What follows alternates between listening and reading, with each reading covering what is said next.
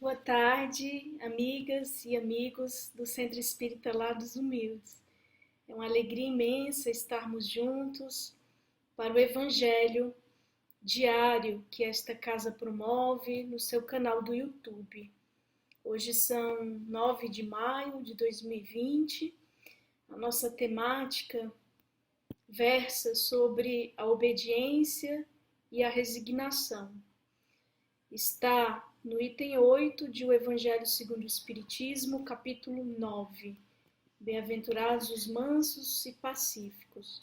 Antes que possamos tecer considerações acerca da temática, vamos fazer uma prece ligeira, rogando a Deus, ao Cristo, aos espíritos amigos e benfeitores desta egrégora, Centro Espírita Lados Humildes, os espíritos amigos que compõem este grupo e costumam auxiliar nas suas tarefas e empreendimentos, que possam nos inspirar nesse instante para que a nossa fala, a nossa reflexão atinja o coração de cada um que assistir esse vídeo na sua necessidade, naquilo que mais carece nesse momento.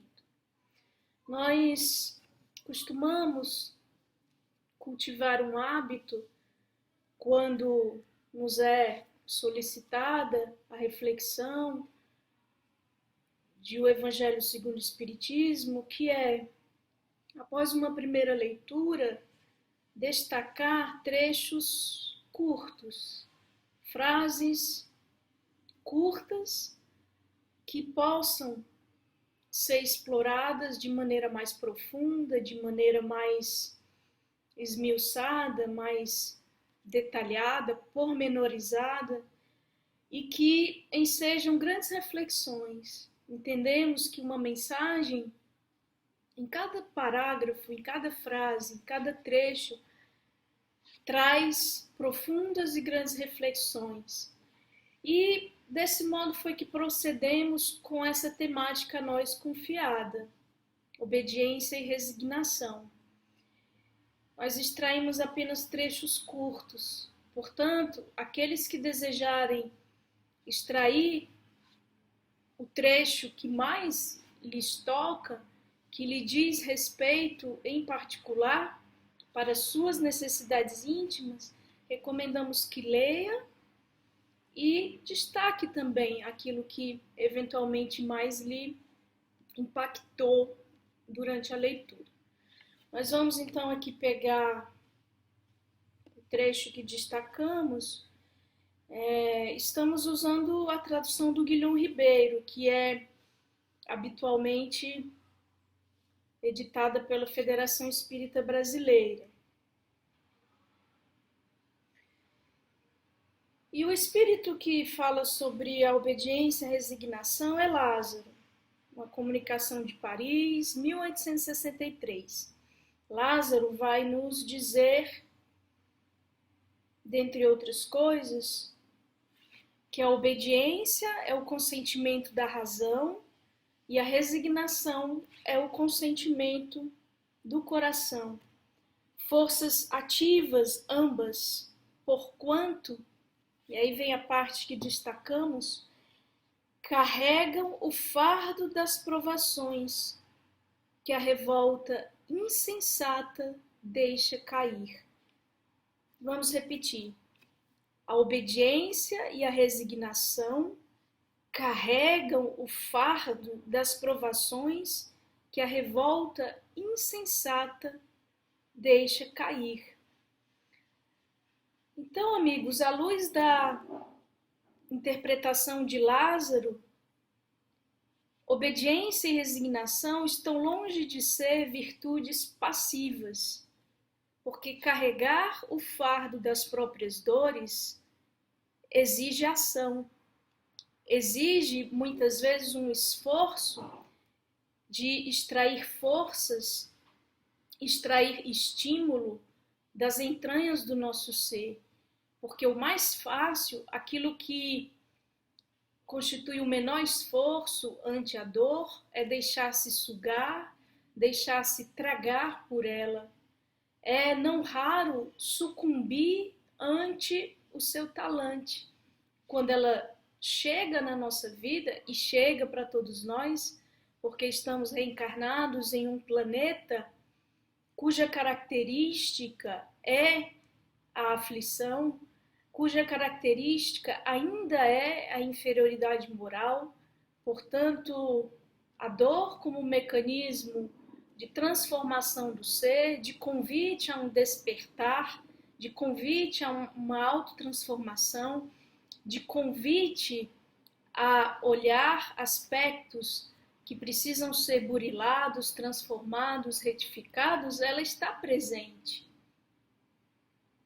Assim, ela é meio com o qual a criação de nós mesmos, através das nossas atitudes e escolhas, promove a nossa evolução, a nossa transformação, a nossa ascese espiritual. Desse modo, quando a dor nos chega, e chega para cada um de nós,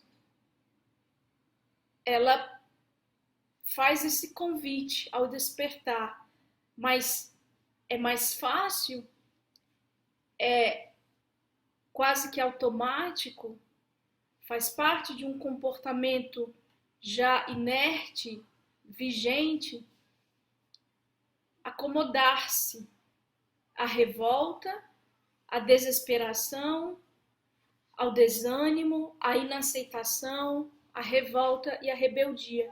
É por isso que obedecer e resignar-se são virtudes ativas, porque vão exigir de nós o esforço de carregar o fardo das provações que a revolta insensata deixa cair.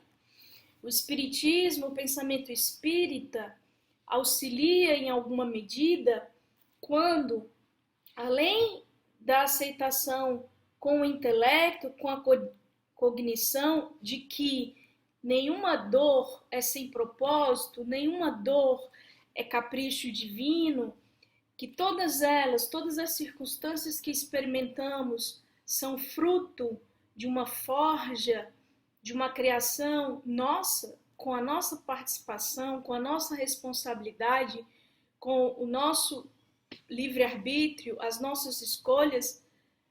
Aceitar isso com o entendimento da razão é um passo para aceitar com o entendimento do coração que aquela situação afligente, que aquela situação tormentosa, dolorosa, às vezes desesperadora, é algo que nos transforma para melhor, que tem o condão de nos fazer despertar, como diz uma entidade desencarnada, cujas obras muito apreciamos, Manuel Batista Filomeno de Miranda, o espírito que, encarnado, laborava na Bahia no início do século XX, desencarnou, salvo engano, em 1942 ou 39.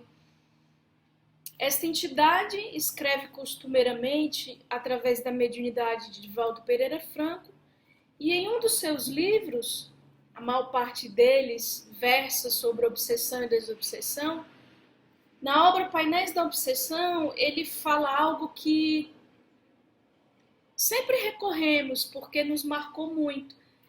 Diz o Manuel Miranda que a dor não é punitiva, ela é antes retificadora, educativa.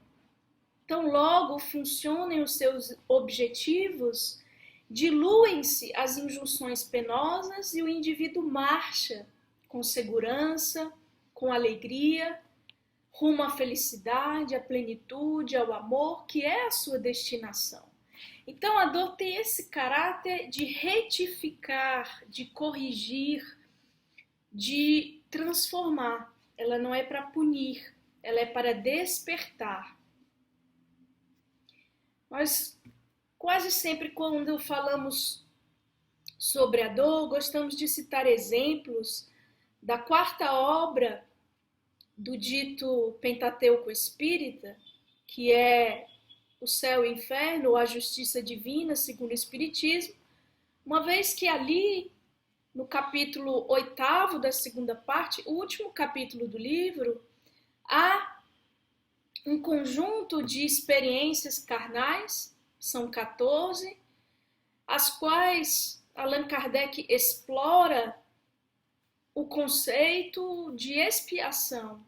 O capítulo tem por título Expiações Terrestres. São várias situações em que o episódio ou a experiência dolorosa daquela encarnação é analisada, é estudada, muitas vezes, não raro, com a participação dos seus sujeitos, daqueles que experimentaram tamanhas dores. E ali, o capítulo abre com o caso, são inúmeros casos, todos muito interessantes, mas o capítulo inicia-se com o caso de Marcel, o menino do número 4.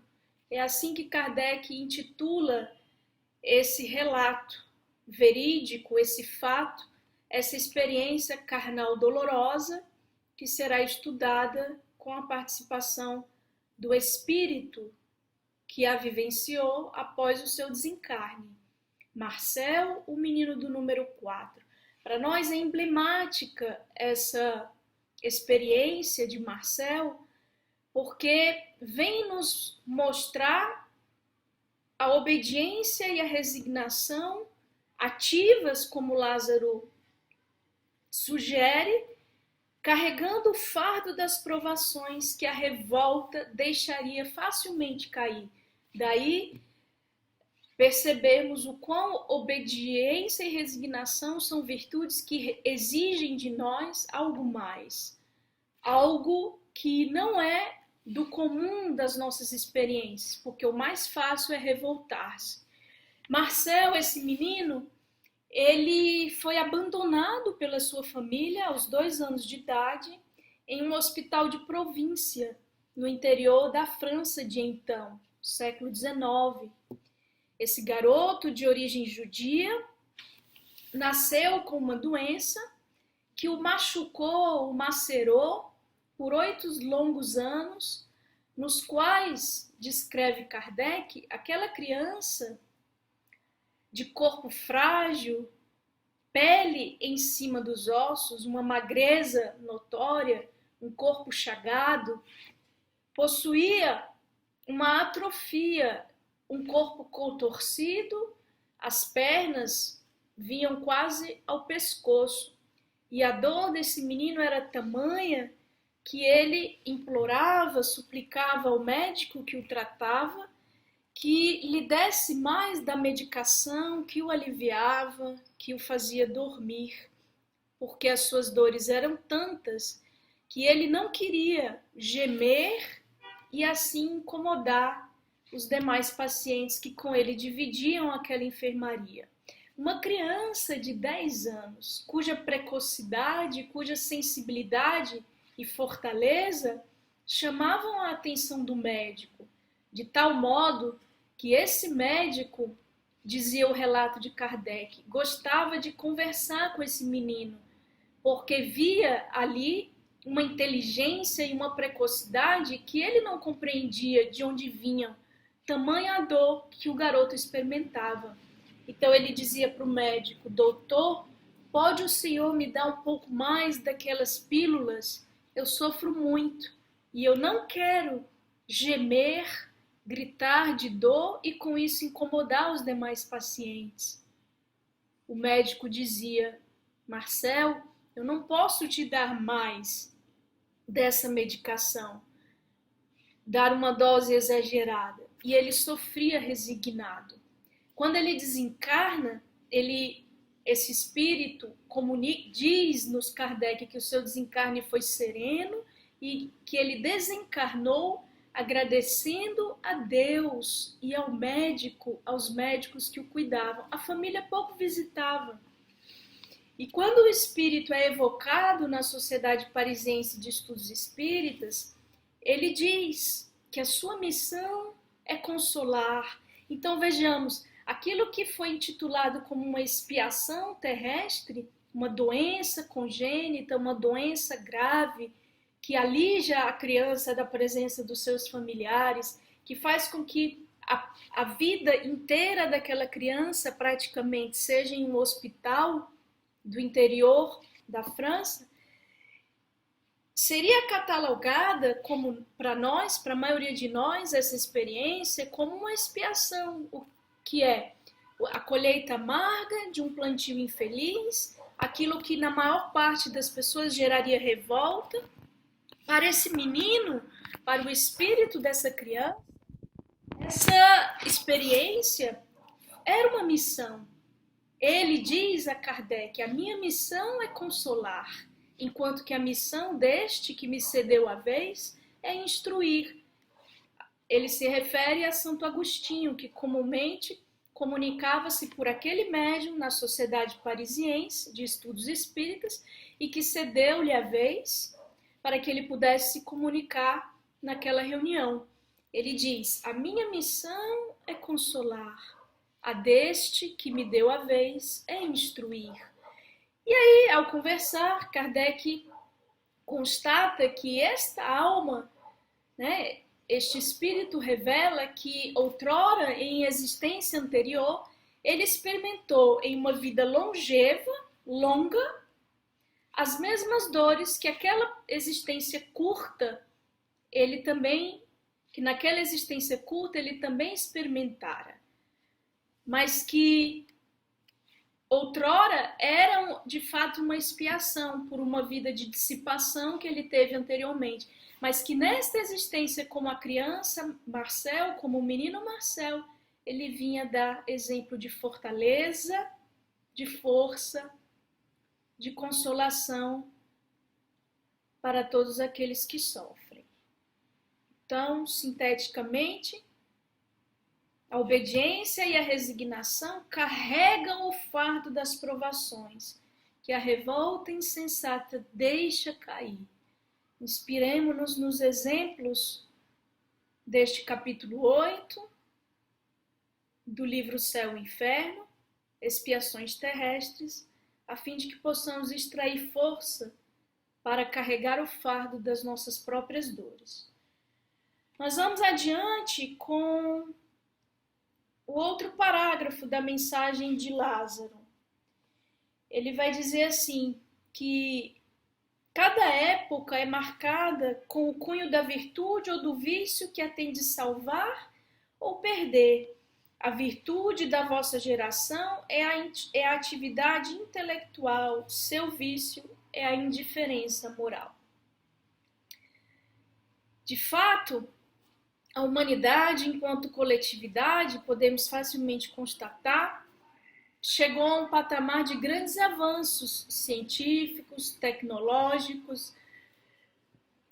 Possuímos hoje meios de comunicação que aproximam os indivíduos, as criaturas, em todo o globo terrestre. Essa mensagem pode ser vista agora em todo o mundo, através da web. Nós podemos falar-nos e ver-nos. Estamos afastados fisicamente, momentaneamente, por conta do isolamento social que a pandemia impõe, mas podemos nos ver, podemos até nos comunicar através dessas videochamadas. Isso é um avanço extraordinário. Podemos acessar a informação em tempo real, que é produzida no mundo inteiro através da internet. Podemos ter acesso a inúmeras fontes de conhecimento, produção de conhecimento sobre os mais variados temas através da web, para citar apenas um dos grandes avanços que usufruímos. Mas sem o avanço moral, todas essas ferramentas, toda essa mídia, esses meios, né? Mídia é plural de médium e médium é meio. Todas essas ferramentas, elas podem ser utilizadas para aumentar as nossas dores, quando não temos adiantamento moral, quando não temos virtudes que nos distinguam enquanto seres que estamos destinados à plenitude da criação, a sermos porta-vozes do amor, cartas vivas do Evangelho, como diz Paulo. Então, a nossa pequenez, as nossas inferioridades, as paixões que nos maceram, que nos machucam, que nos maltratam, que conduzem-nos, enquanto coletividade terrena, muitas vezes aos descalabros, aos desatinos, aquilo que destoa das leis divinas, elas podem ser potencializadas pelos avanços que a tecnologia traz, que a ciência conquistou.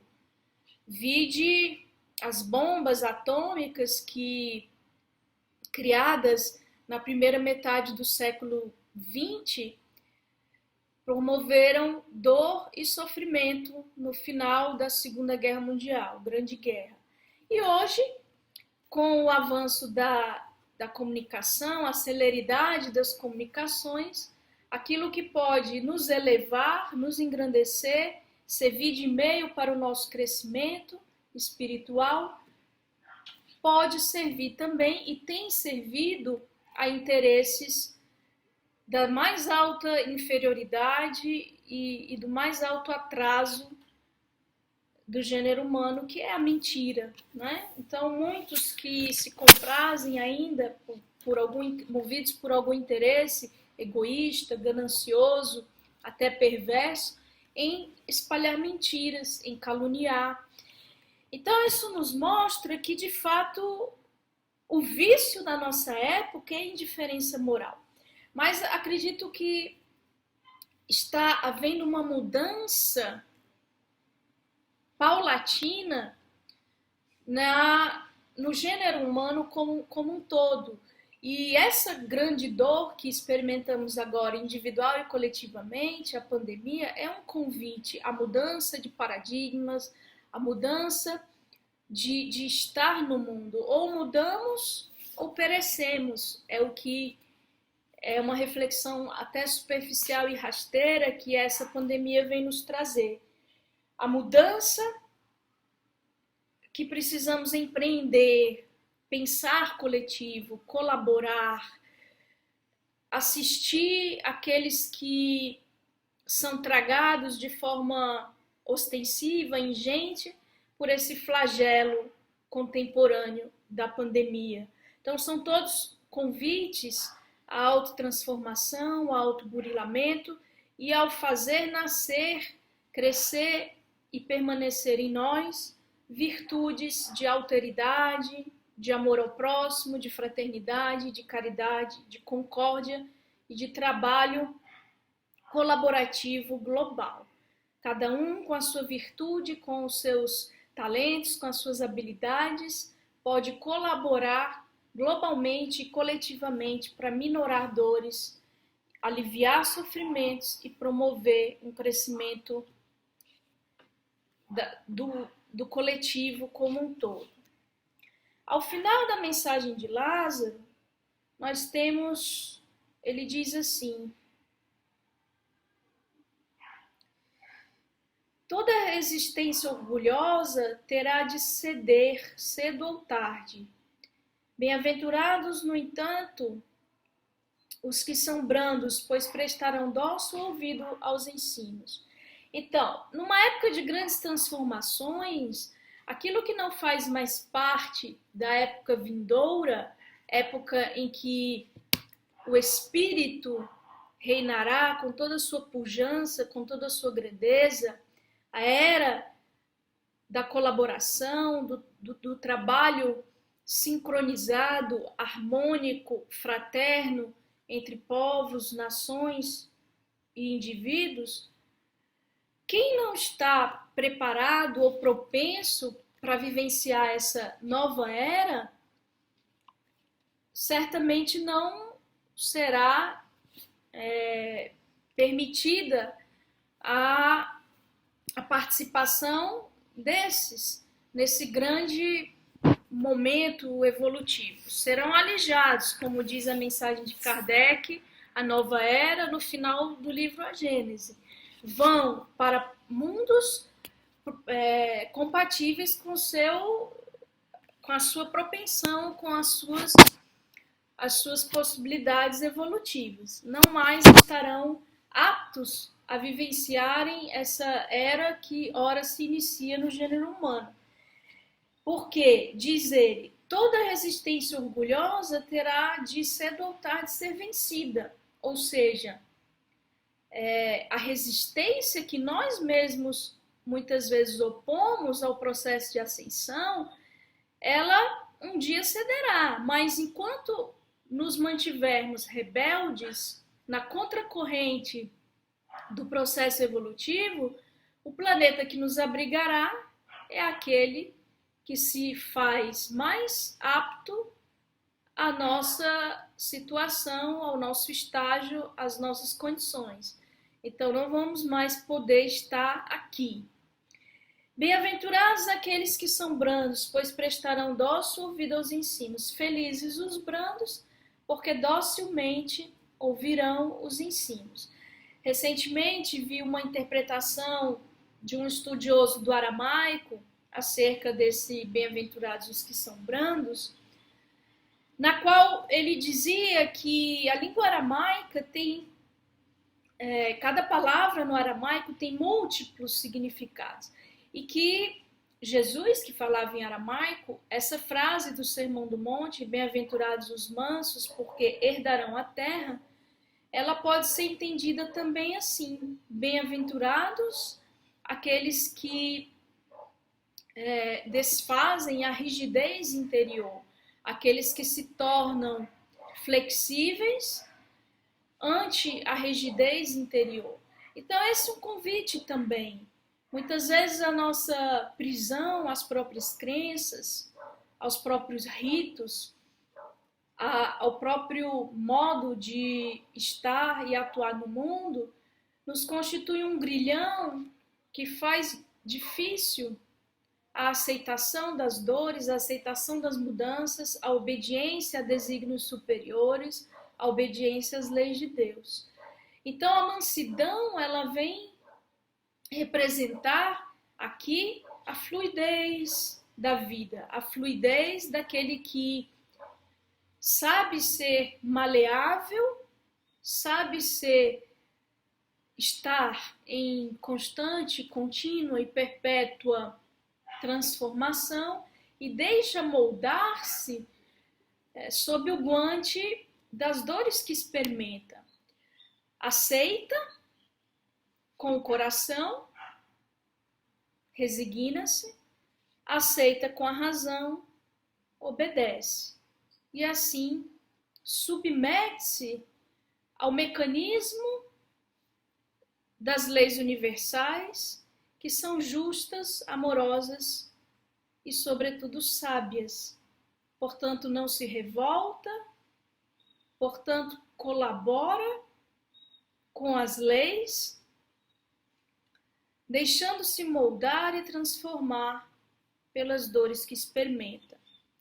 Então, essa mensagem, espero que tenhamos conseguido transmitir algo da mensagem de Lázaro, claro, com a nossa compreensão e com as nossas limitações, com as nossas palavras.